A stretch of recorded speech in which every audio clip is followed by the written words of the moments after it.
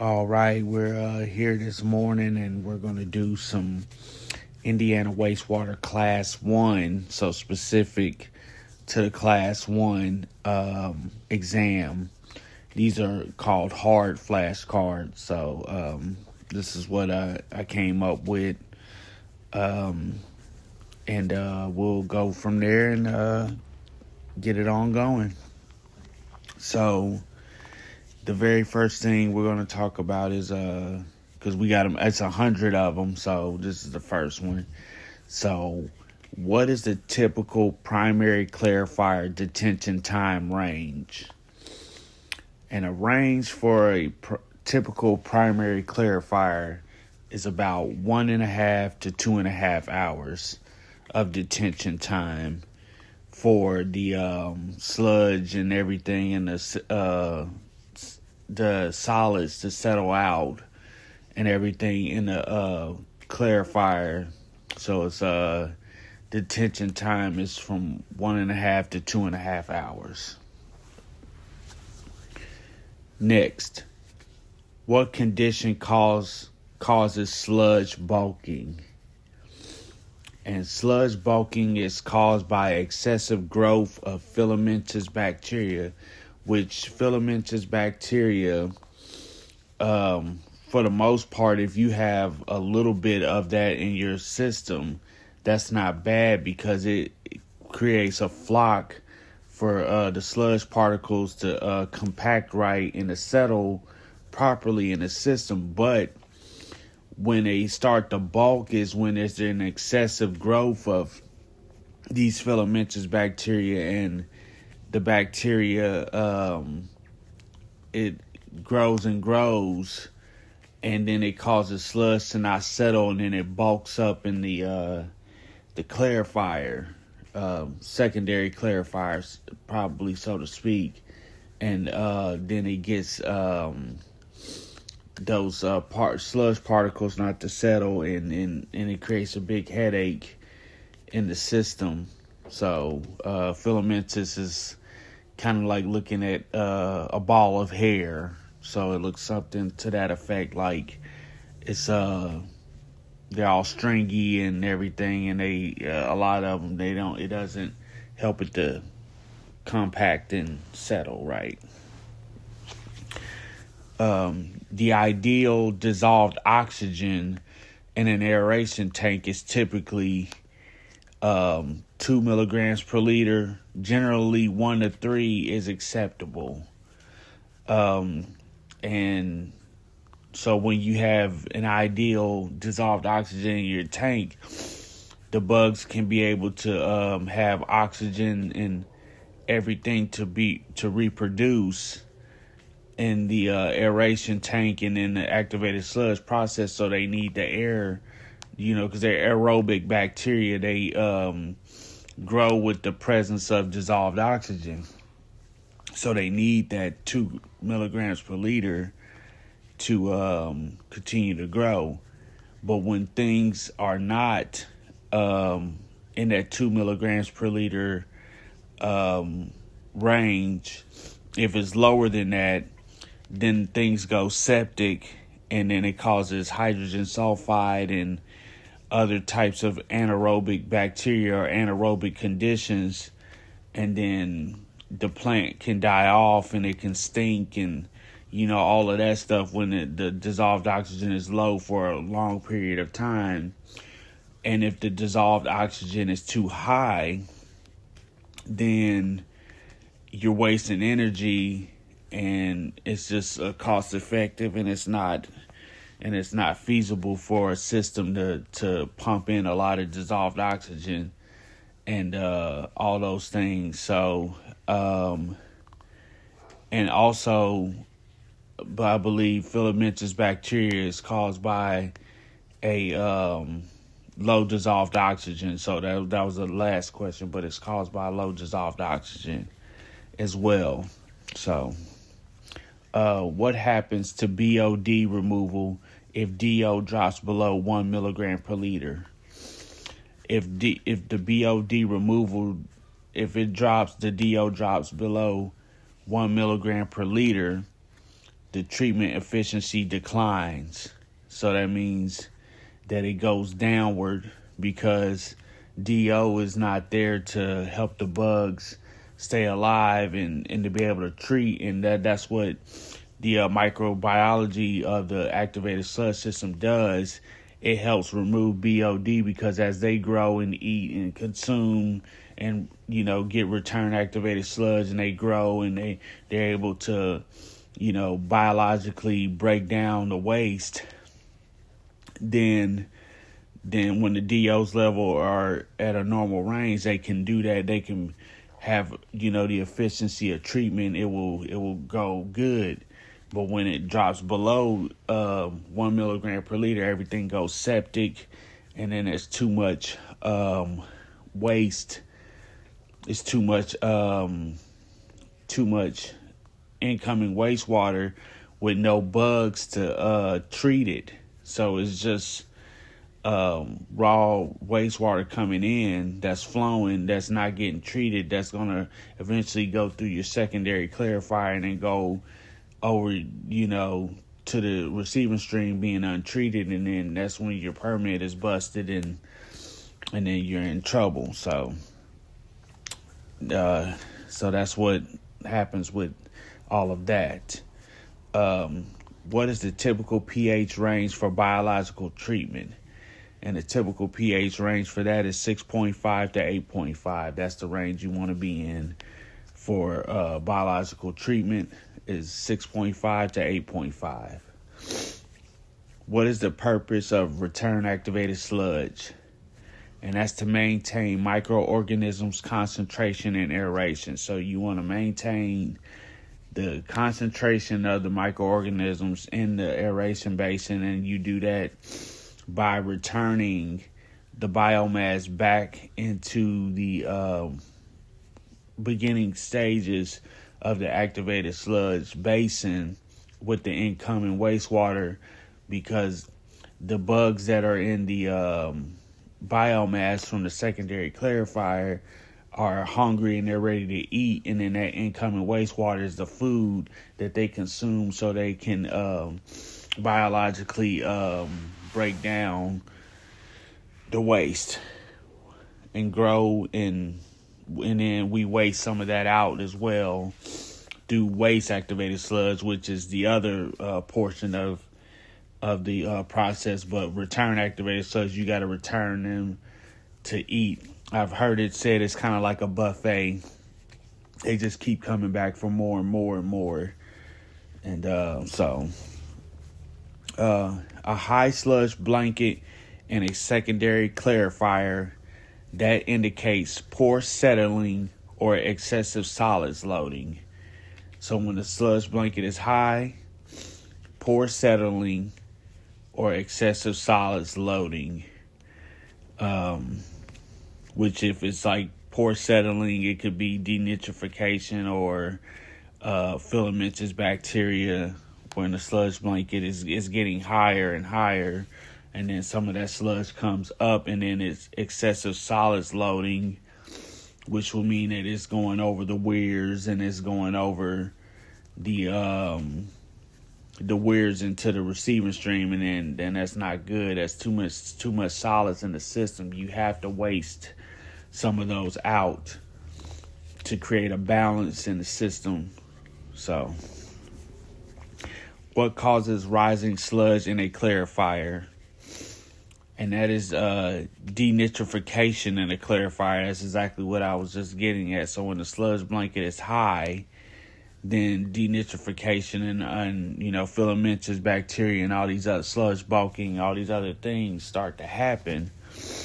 And that's what causes rising sludge. So it's the gas bubbles that are in the sludge, and then they bubble up, and then it makes sections of the sludge, or like chunks of the sludge to come up and bubble up into the secondary clarifier, and it makes sludge to rise, and it's because of denitrification in the system. What is the food to microorganisms ratio, and that is the pounds of BOD applied per pound of MLVSS, or mixed liquor volatile suspended solids, and that's the pounds of BOD applied per pound of MLVSS. That's what the food to microorganisms ratio is. A high F to M ratio indicates that it's young sludge. So when you got young sludge, that means you have a lot of food coming in, or a lot of incoming wastewater coming in, but there's not a lot of microorganisms to consume that incoming wastewater, which would make it a young sludge. And it would almost be like you're starting the plant up, because you have nothing to really treat. So the sludge is young, and it's like you see white foam on the basin and all these on the aeration basin and all these other things, because you don't really have any a good balance of the incoming wastewater and the microorganisms or the biomass that's already in the system to kind of balance out to have good sludge. It's just young sludge. What organisms indicate a healthy activated sludge process? And the organism that indicates a healthy activated sludge process is stalk ciliates. You want to see a good portion and a good balance of stalk ciliates in your system, that letting you know that you're doing good on your process and treating the wastewater. Is stalk ciliates. What organism is common in young sludge? And that's flagellates. Flagellates are very common in young sludge when it comes to seeing that in young sludge is flagellates. What condition favors filamentous bacteria? And that is low DO or nutrient imbalance. Low DO or nutrient imbalance. So, as I said earlier, when I was talking about DO levels and then filamentous bacteria, they thrive in low DO or nutrient imbalanced systems. What does MLVSS represent? Or, in other words, mixed liquor volatile suspended solids. And they represent the organic living portion of the mixed liquor suspended solids. So it's the organic portion of the mixed liquor suspended solids is what MLVSS represents. What is endogenous respiration? Endogenous respiration is when microorganisms consume their own stored food. Or in other words, it's like eating itself, to consume their own self to grow and respirate and grow. Endogenous respiration. Old sludge typically has what F to M ratio? Old sludge has a low F to M ratio because it's not a lot of food coming in, or not a lot of incoming wastewater, but it's a lot of the microorganisms, because you have an old sludge because it's been sitting there for so long that it's done growed and growed and growed, but it's more microorganisms than it is a lower food intake. And most systems like that would have an old sludge age is some plants that have I would say like an oxidation ditch or something like that has a very, very old sludge age that keeps sludge in the system for very long periods of time. What is a sludge age another name for? And another name for sludge age is mean cell residence time, or MCRT. and that is the process of how much a microorganisms or a cell is held into the system. So the sludge age, or how long we hold in microorganisms in the system. Increasing the waste activated sludge rate will do what to sludge age? It will decrease it. So when you waste a lot of sludge in the system, you're decreasing the sludge age because it's not staying in the system as long. You're wasting it out. You're getting rid of it. So you don't want to do that too much sometimes, because then you don't have anything to counteract or help you treat the balance. You want to have a good balance when you waste. So wasting is a very, very important process. You don't want to do it too much, and you don't want to do it too little. You want to do things at a good rate and at a good pace today. So you want to do those things. And you also want to you want to have that in your system. You want to have that balance in your system. The next thing is, what happens if the sludge age is too low? If the sludge age is too low, then you have poor BOD removal and possible washout. So that means if the sludge age is too low and you're not really keeping anything in the system, there's nothing to have as a buffer in the system to treat the incoming wastewater that's coming in, then you'll have poor BOD removal and a possible washout. See, when you have a washout, you don't have no protection against anything. You don't have a buffer. And then it's poor BOD removal because there's nothing being treated. And then that's wastewater that's just going over the weirs and solids that's going over the weirs. And then there's your permit and getting violated and all those things. So it's not very good. What happens if sludge age is too high? Old sludge and possible rising sludge happens when sludge age is too high. So when the sludge age is too high, then that means you keep things more in the system. The sludge is getting old, and then it's a possible rising sludge that will come out of that, because then you'll have denitrification and all those things because you're not wasting enough sludge, and then it's kept in the system, so it rises up, and it's because of denitrification. What is the purpose of scum removal in a wastewater treatment facility? It's remove floatable grease and debris. That's what scum removal is today. Short circuiting in a clarifier causes. This the next one. Short circuiting in a clarifier causes poor settling and solids carryover. So when you have short circuiting in a clarifier, there's nothing that's getting in a uniform way that's going through the clarifier in a proper way, but it's short circuiting. That means that some flows are not getting it's flowing it either too fast, or it's not flowing in a proper channel and in the right way.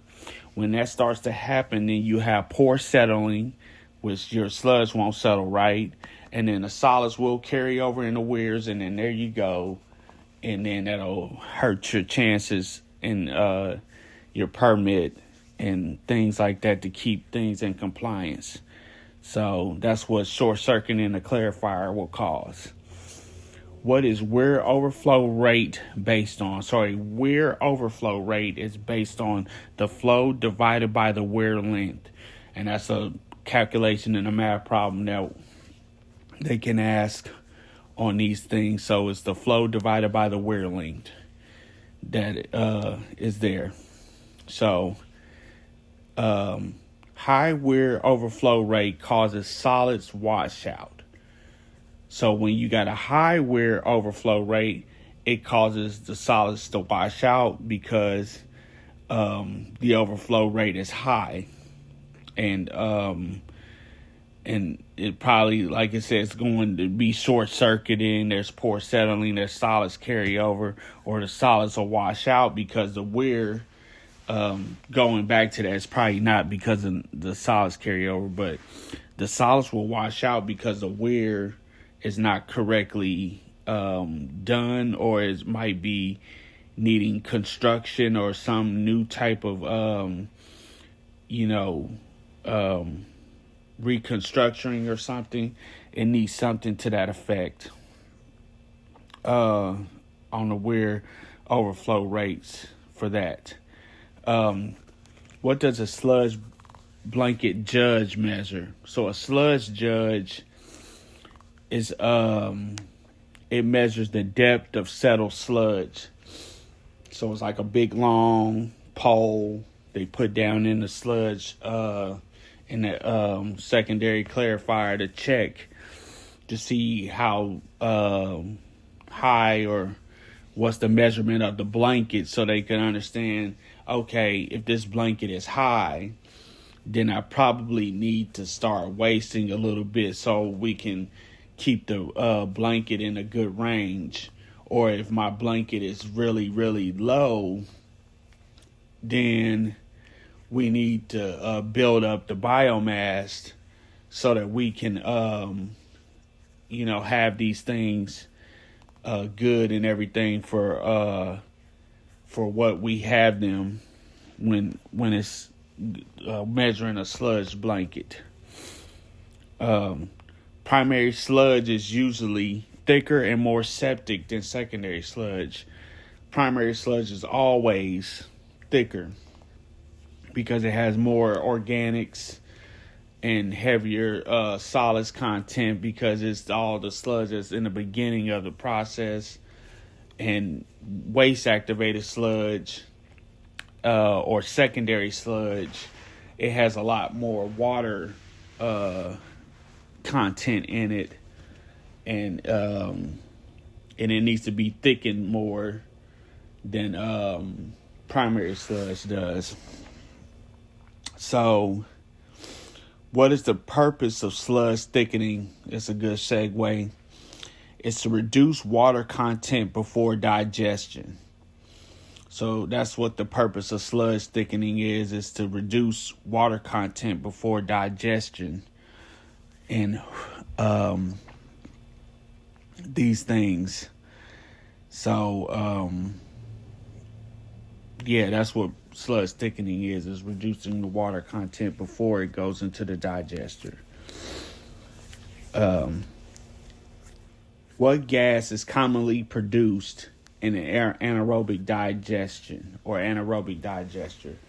And that would be methane.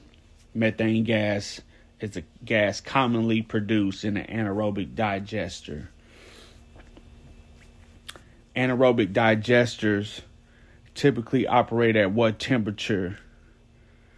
And they operate in a temperature of 95 degrees Fahrenheit or 35 degrees Celsius. And mesophilic is anaerobic digester. What indicates septic conditions? And that is a rotten egg odor, H2S. And that's what it is. That's hydrogen sulfide. It's a rotten egg odor. And when you cannot smell it anymore, that's when it becomes dangerous, because it can kill you at low levels and it's fatal. So that's what indicates septic condition is rotten egg odor, hydrogen sulfide. What CT stands for in disinfection? And that stands for concentration time. Concentration times time is what CT stands for in disinfection. Concentration times time is CT. increasing contact time will generally improve disinfection. So the more time you have to contacted with the chlorine, or more so chlorine because it needs contact time. The others, UV and ozone, don't have contact time, but chlorine, the more time that you can increase the contact time, it will improve disinfection.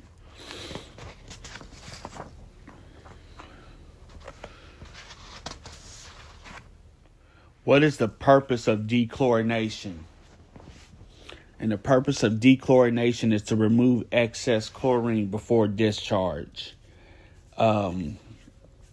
Some receiving waters cannot handle some amounts of chlorine because it can cause a fish kill and can hurt aquatic life.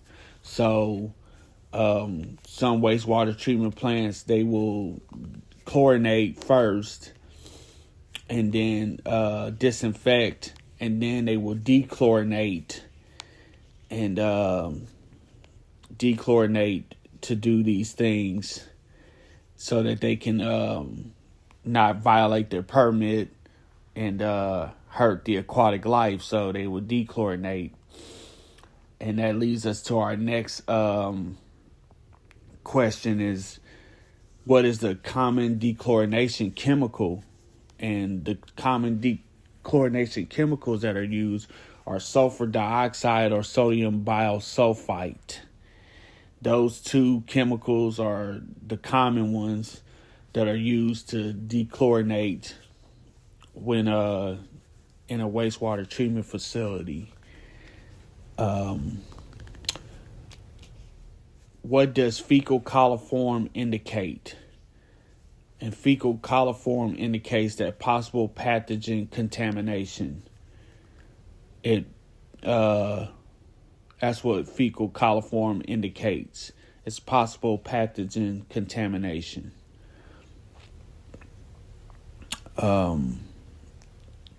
Next, UV disinfection works by damaging microorganisms' DNA. So when UV, not UNV, when UV is used in a wastewater treatment facility, those lamps, the UV light, their process and their use is that they damage the microorganisms' DNA. That means that the microorganisms or microorganisms cannot reproduce after they're damaged when they go through UV light. Now UV doesn't have a residual, so pretty much after it goes through the UV and it goes out of the effluent channel, then that's pretty much it for it. So it doesn't have a residual like chlorine does, but it damages the microorganisms in DNA, and it usually things like cryptosporidium or other types of protozoa like that, UV will work the best on because cryptosporidium is chlorine resistant. So we have that talking about UV. So high turbidity before UV causes poor disinfection. So when the turbidity is high before UV, the disinfection is poor. And so we have that. Chlorine demand is chlorine consumed by reactions in wastewater. So chlorine demand is chlorine consumed by the reactions in wastewater. So the things that the chlorine reacts to in the wastewater, and that's what causes the demand, is because whatever the chlorine is consuming, it's reacting to, is providing that demand in the wastewater. Breakpoint chlorination achieves a free chlorine residual. So just like what that question said, so the demand has to be met by all the reactions in the wastewater and everything, all the you know, all the organics and everything being consumed by the chlorine. Once that has happened, and then the demand, it goes up and up, then there's a break point. There's a curve that happens, that once that curve is break pointed out, then the free chlorine residual is there and is achieved. So we have that for us for that. So that's how free chlorine residual is because a breakpoint chlorination is achieved when you see a free chlorine residual. Excess ammonia increases chlorine demand. So the more ammonia you see in a wastewater or a water or any type of thing, the chlorine, it increases the chlorine demand. So it interacts with the ammonias and the nitrites and the nitrates and all that type of stuff. And the dichloramines, the trichloramines, it reacts to all of that. And then it increases the demand. Infiltration is the groundwater entering sewers through defects. So any cracks in a sewer pipe or any type of sewer pipe connection or anything, when groundwater enters that is called infiltration. Which leads us to our next thing, which is inflow, which is the other part of that, because systems call this I&I. So infiltration is the first part, but then you have inflow, and that is storm water entering through direct connections. So inflow is like when storm water is entered through maybe an illegal drain or some type of connection onto a storm drain or something, or the storm water drains. That's called inflow. So when you got I&I, you got infiltration and inflow. And these things can cause havoc at a wastewater treatment facility and can do some hydraulic overloading and some other things that can cause big headaches when it comes to plant flows. A force main flows under pressure. So that's what a force main is, because it's a main. It's a pipe, and it's forced, like the wastewater is forced under pressure to push it to probably a higher elevation or something. That's what usually happens with a lift station. Like sometimes these wastewater treatment plants, they're at a lower level, lower elevation, but some people live at a higher elevation, and sometimes at that wastewater needs to be pushed up through a force main so it can push it up so it can get back to the gravity level and then come down to the wastewater treatment plant and flow into it so it can be treated. What is the main danger in a confined space?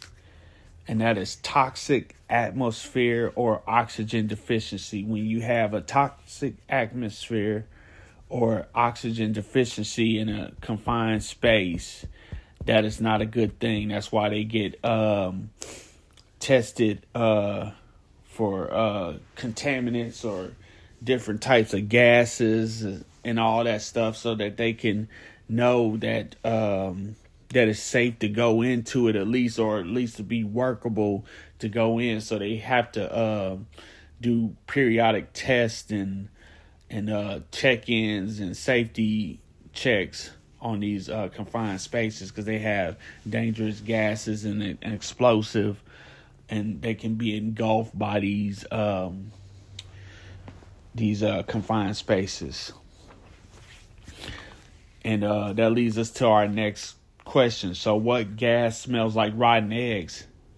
Oh no, I'm sorry, I skipped one. Okay. What is the minimum safe oxygen in a confined space? The minimum safe oxygen in a confined space is 19.5%. 19.5% is the minimum safe oxygen in a confined space. What gas smells like rotten eggs? And this came up earlier, but it's hydrogen sulfide gas, and that can be in these confined spaces for sure. And then the next question is, what happens to H2S at high concentrations? Sense of smell is paralyzed. So like I said before, you can't smell it once it gets to a concentration that's so high. Your nose is desensitized to it, and you can't smell it. And then in a very, very, just a very low concentration of it, just a very, very low one. Once your smell is paralyzed, it could kill you. So you got to be careful with hydrogen sulfide. Lift stations primarily prevent sewer backups due to elevation. Lift stations primarily prevent sewer backups due to elevation, and that's what happens because these lift stations help push the wastewater up. So it's forced in the main, and then it goes down to the wastewater treatment facility, because without lift stations, you couldn't get the wastewater in some areas to flow right, and it would back up into people's homes and things like that. And then you don't want those overflows and all that stuff to create problems with your permit and stuff. So that's what lift stations primarily prevent, is sewer backups due to elevation. What causes septic sewage in forest mains? And that's long detention time. You want to have a good flow of the good flow to go through these forest mains. You want them to get flushed out and everything go down to the treatment plant to get treated. You don't want things to, septic sewage and forest mains. You don't want all of that stuff, because it's not, these things are not good. And then the hydrogen sulfide gas and, all these things, you don't want that to happen in these forest mains. But long detention times is what creates septic sewage in forest mains. Air release valves on forest mains are used to prevent air binding. So that's something to be aware of, is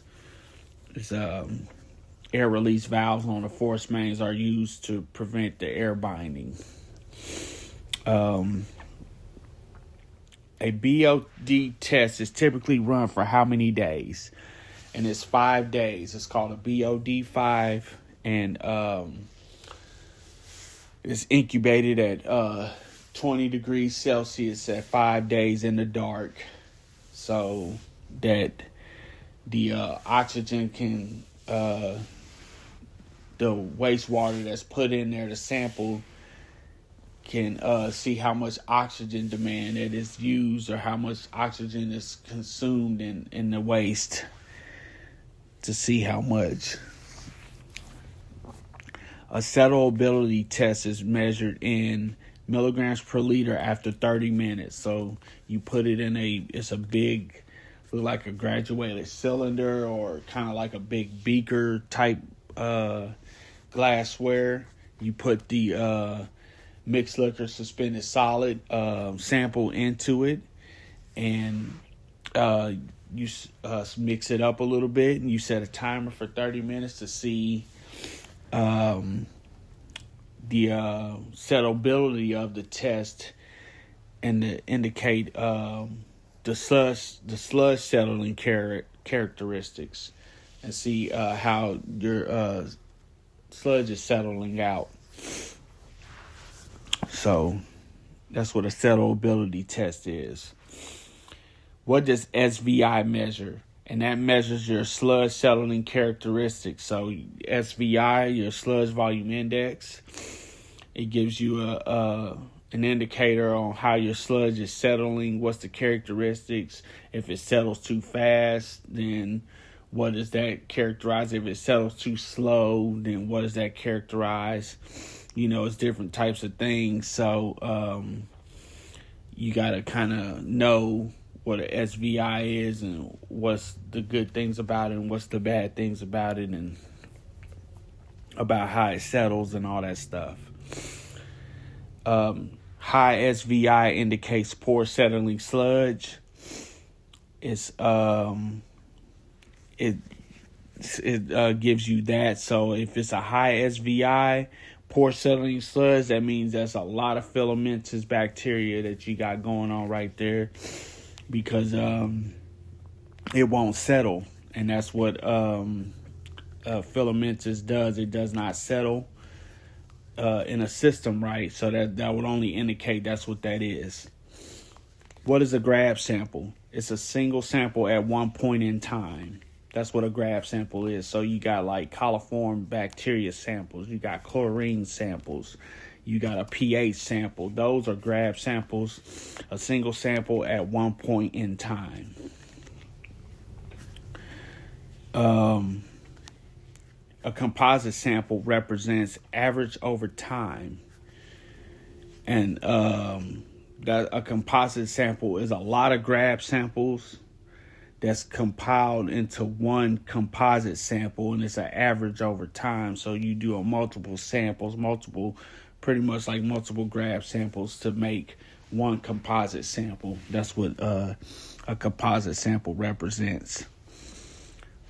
What must be calibrated regularly in DO testing? And that's your DO meter. It needs to be regularly calibrated so that you know that it's working properly, is gauging the right readings and everything that it has on that meter, because that's an important test that you have to do, is to check your DO and how much DO you're sending out or how much DO that you don't have.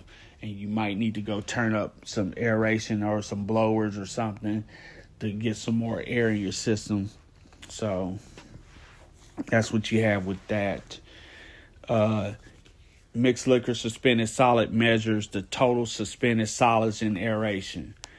So your mixed liquor suspended solids, or your MLSS, it measures the total suspended solids in aeration. The typical MLSS range for conventional activated sludge is 2,000 to 4,000 milligrams per liter. So when you see that you have a good range for your typical MLSS for a conventional activated sludge, it's 2,000 to 4,000 milligrams per liter. What does a cloudy secondary effluent usually indicates?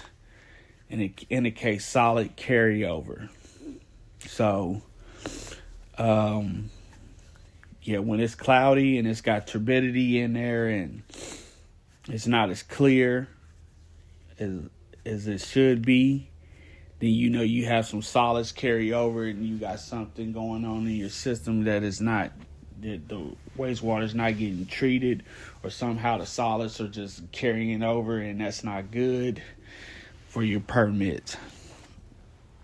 The most important responsibility of an operator is protect public health and the environment. That is the responsibility of an operator, to protect public health and the environment. The most important responsibility of an operator is to protect public health and the environment. Lockout tagout is used to prevent accidental equipment startup. So you want to lock out and tag out these these equipments like the bar screen or comminutor, or any type of thing that's machinery wise that can accidentally start up while you're working on it, and it can hurt you and cause a lot of pain for you. So you want to lock out and tag these things out when you're doing maintenance on them to assure safe working environments. SDS provides information about chemical hazards and handling. At any facility that you work at, you should definitely have a MSDS book to show you what kind of chemicals you're handling, the hazards behind it, so that everybody's aware of what they're working around and everything when it comes to safety requirements. Chlorine gas is heavier or lighter than air. Chlorine gas is heavier than air. It's actually 2.5 times heavier than air. So when chlorine leaks, or if there's a chlorine leak, the gas will settle at the bottom of the floor, and which it will settle bottom at the floor because it's heavier than air. It will sink. So that's why in these chlorine rooms, at different types of plants and everything, you will have these air scrubbers or these ventilation systems so it can suck the chlorine gas out if it gets leaked out, because like I said, it settles at the bottom of a ground or a floor, and it's heavier than air. First step before entering a confined space is you got to test the atmosphere. And that's what I was saying earlier about the confined space, is that you want to test the atmosphere for any types of explosive or gases that are not safe, and they have to ventilate things out so that the workers can get down there and work and do the things that they need to do in a safe manner. And a PPE, and it stands for Personal Protective Equipment. That's what PPE stands for. Okay, I think I'm going to go ahead and take a break. I got about 50 more of these, or not 50, about 33 more of these. I'm sorry, because I did 2 pages and I'm on the last page. But I got, about 30 more. I'm going to take a break, and then I'll start back up later. Okay, so we're back at it now with the final portion of the Class 1 flashcards. And we're going to jump right into it. So, what condition increases oxygen transfer in aeration? And that condition would be fine bubble diffusion. Fine bubble diffusion is the condition to increase oxygen transfer in aeration. What happens if the return activated sludge rate is too low? The sludge blanket will rise if the return activated sludge rate is too low, because it's not, there's no returning to the aeration basin, and the sludge blanket will just you'll continue to grow the biomass, but you're not wasting it and you're not returning it.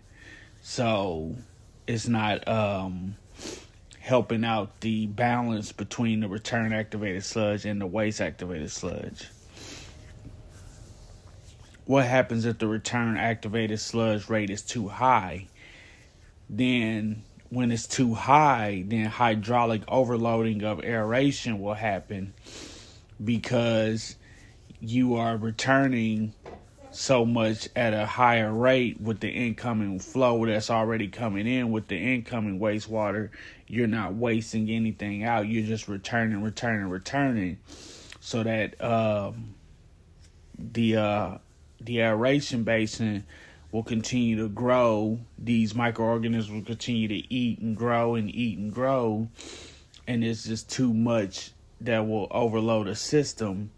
So it has to be a good balance between the return rate, the wasting rate, and growing the microorganisms to treat the wastewater.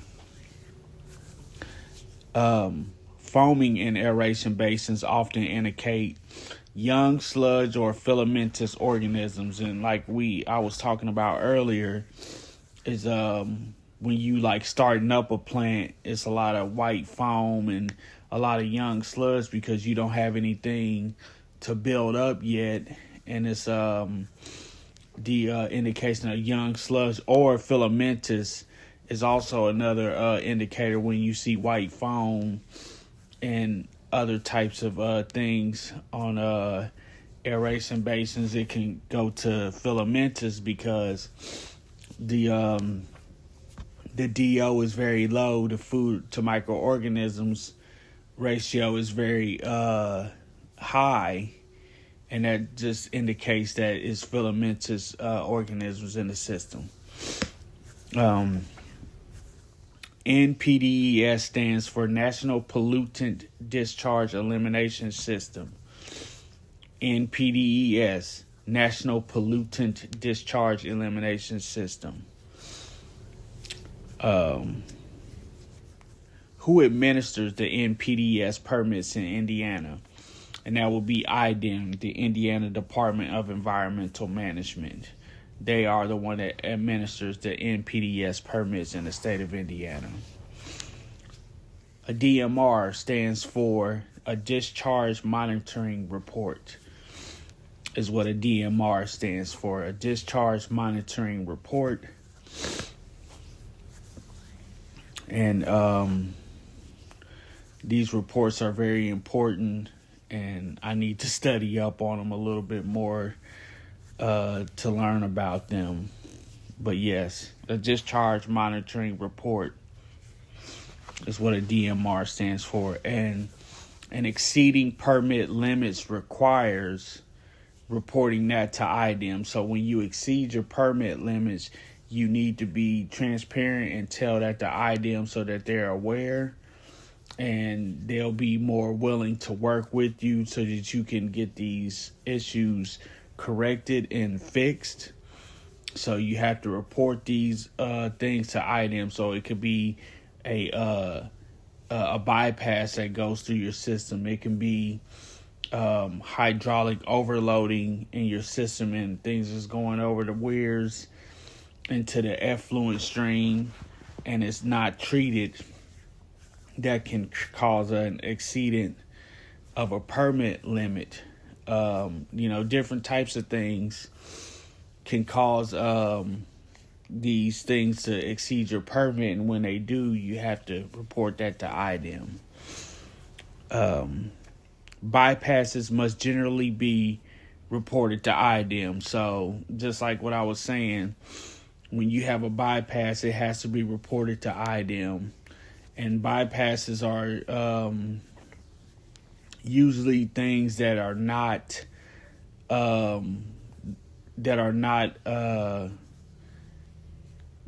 good to let go through your system.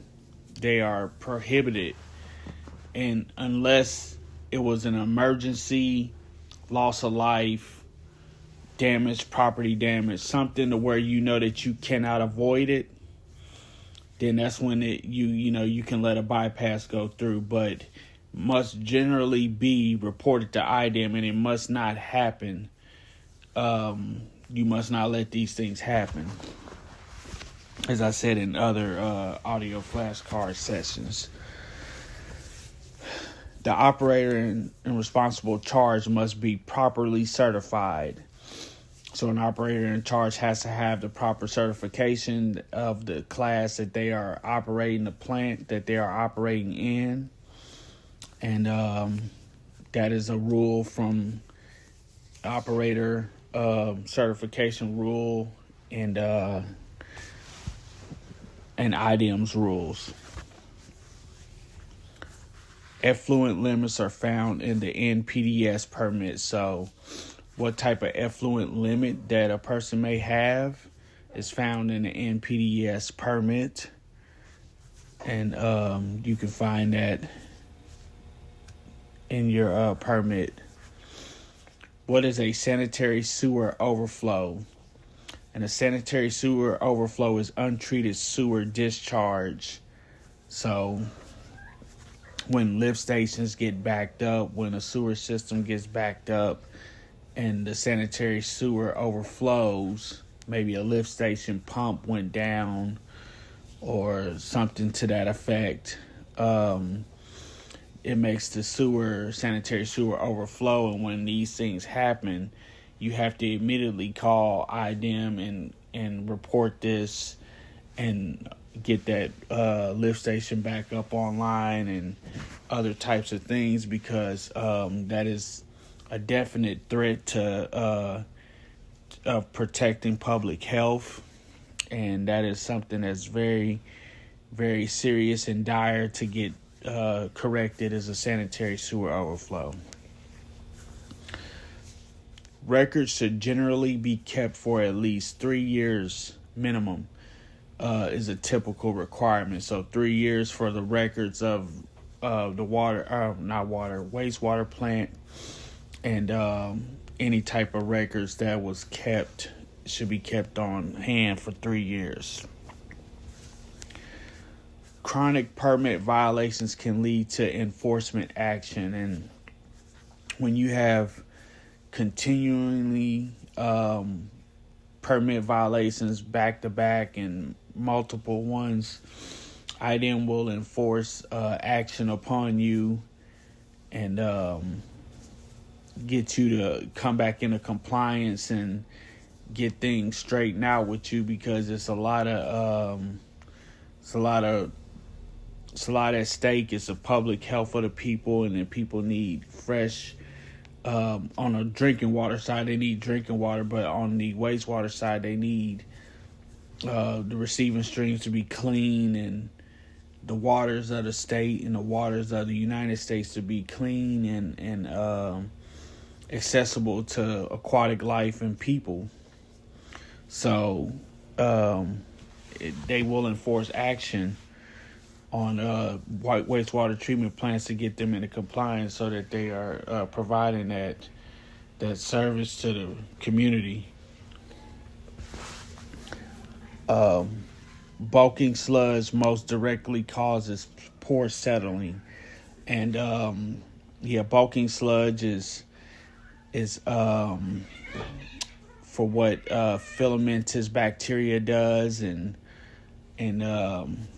what they have, and how filaments come together, and they make sludge not settle properly. So that's the most direct causes to bulking sludge, is poor settling of the sludge. Pen flock and effluent usually indicates old sludge, and that's old sludge probably when it denitrifies and it like breaks off and stuff. The little bit of pen flock, straggler flock will stay in the system because the sludge is old, and it needs to be corrected. Dark brown activated sludge usually indicates healthy, stable process. So you want to see a dark brown color, like a chocolatey color of the activated sludge, so it shows you that it's healthy and it's a stable process. But on the other side of that, when you see light billowy foam, it often indicates young sludge. So when it's light and billowy foam, it's young sludge. It is not, that's the other side of things. That's not where you want to be. You want to be in that dark brown, healthy, stable process. Septic influent often has what DO? Near zero. The DO will be at pretty much at the lowest it can go when the influent is septic. So that's not a good thing that you want. You want that wastewater to be freshened when it comes into the plant, so that you could be able to treat it. You don't want the hydrogen sulfide and the odors and the septicity of the wastewater. You want it to be somewhat at a stable level, so it can be treated properly and everything. So sudden loss of MLSS may indicate a washout. So when you lose your bugs and you lose your microorganisms, your suspended solids, that indicates that it could have been a washout. And a lot of these happen, especially in combined sewer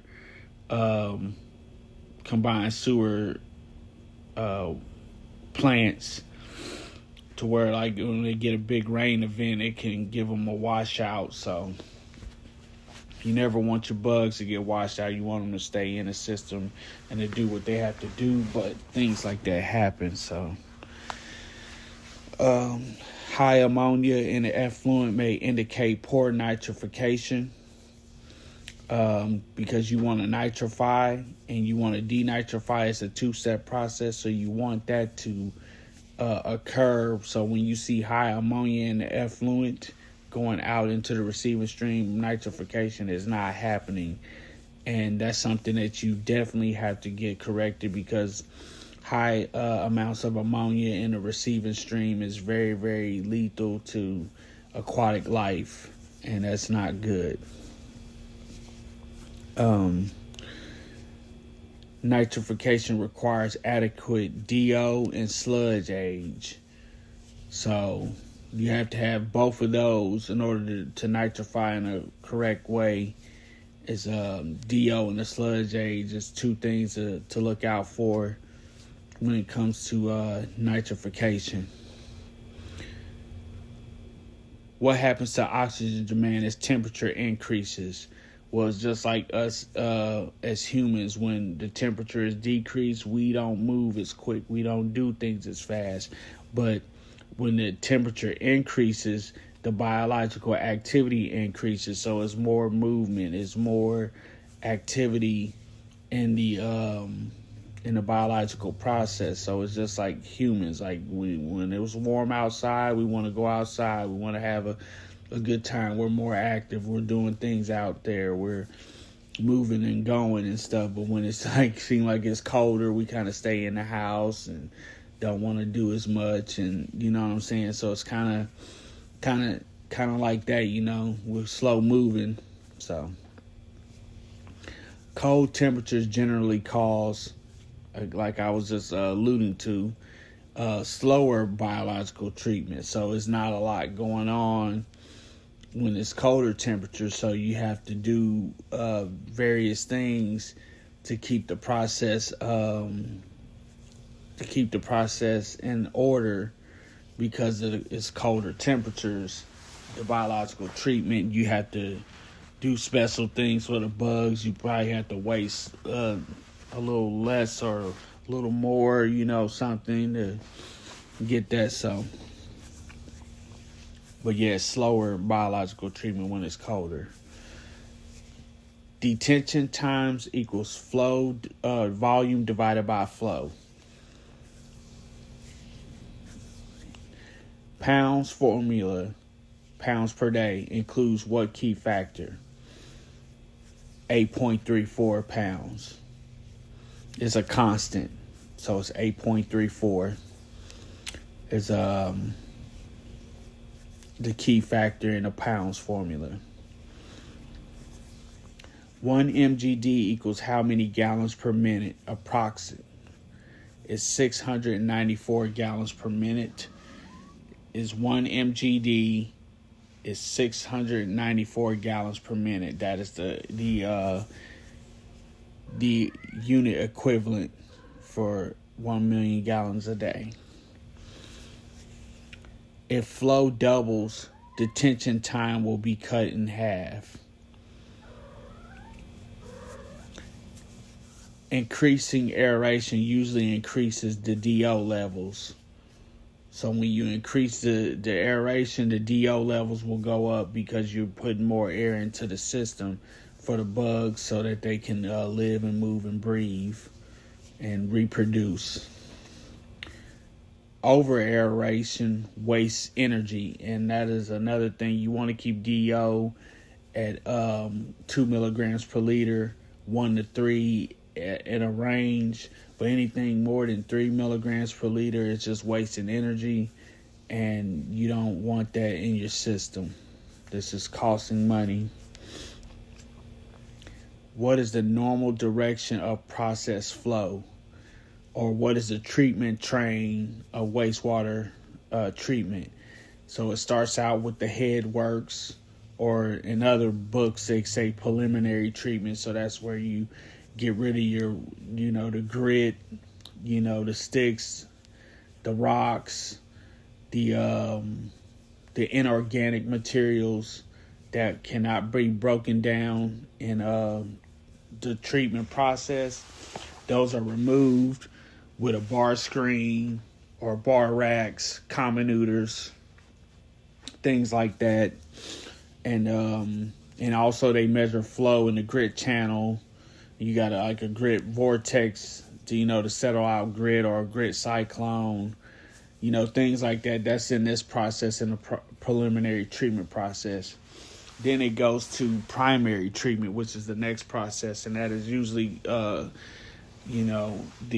primary clarifier, which is a big tank that the detention time for a clarifier is usually 1.5 to 2.5 hours, and it's usually to settle out the settleable solids so that the effluent can continue to, or the influent can continue to go to the next process, which that will be secondary treatment, which is where the biological process happens. So you have an aeration tank or an activated sludge tank, and it's pumped in with aeration to aerate the bugs to feed so that they can have oxygen, and then the incoming wastewater is the food, or the BOD, for those bugs. And then you have a secondary clarifier where it's sludge that is in that clarifier, and then there's two things that happens. You can either return a portion of those the biomass or the mixed liquor suspended solids back to the beginning of the aeration tank with the incoming wastewater to feed the bugs and give them more to eat so that they can grow and reproduce and continue to biologically treat the wastewater at a faster rate. Or you can waste the sludge so that it can be wasted out and go to either anaerobic digestion or sludge thickening to be separated from, so that the volume can be so that the volume of the sludge can be regulated, and then it can go to either landfill or to wherever the solids handling goes. So we have that. And then the last thing is disinfection before it goes to the receiving stream.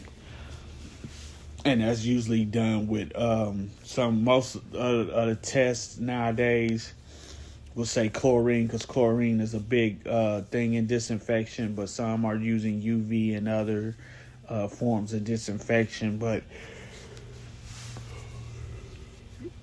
it's mainly chlorine and then dechlorinating and then put it into the receiving stream. So that is the normal direction of the process flow for the wastewater treatment train. It's the head works, primary, secondary, and disinfection. The most sensitive organisms to toxic shocks are the nitrifiers.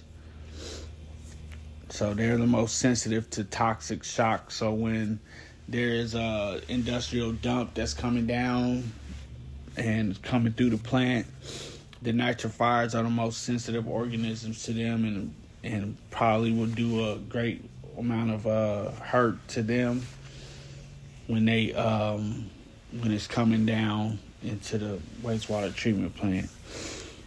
Shock loads primarily affect biological treatment, and that's why the industrial users and industries have pre-treatment standards that are regulated for them because they have to have a certain amount that they can dump and only at certain times that they can dump into the wastewater treatment plant, because these toxic shocks are very high strength waste, and it will create a serious biochemical oxygen demand on the biological treatment, and it will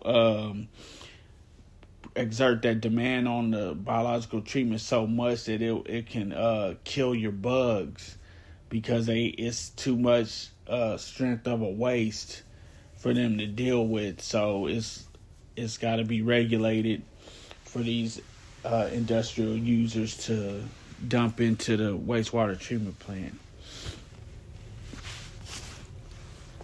And then lastly, on this flashcard session, is the best early warning of process upset is frequent monitoring and trend review.